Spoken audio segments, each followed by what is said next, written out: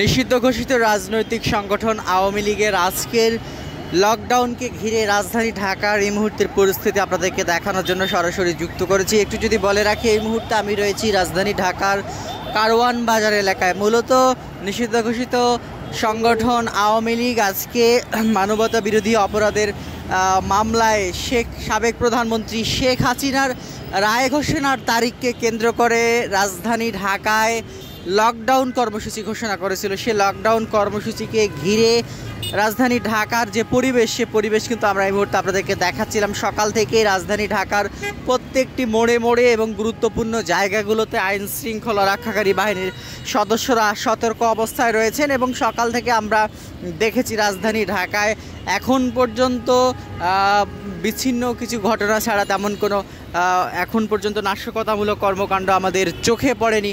আইন শৃঙ্খলা রক্ষাকারী বাহিনীর সদস্যরা যেটি আমাদেরকে জানিয়েছেন যে জনগণের জানমালের নিরাপত্তার সর্বোচ্চ নিশ্চয়তা দিচ্ছেন ঢাকা মেট্রোপলিটন পুলিশ এবং আইন শৃঙ্খলা রক্ষাকারী বাহিনীর সদস্যরা আমাদেরকে যেটি জানিয়েছেন যে জনগণের জানমালের নিরাপত্তার দিকটি সবথেকে বেশি গুরুত্ব দিচ্ছেন তারা, এবং তারা যেটি বলছেন যে স্বাভাবিকভাবেই নিত্যদিনের সব কার্যক্রম কিন্তু চলছে।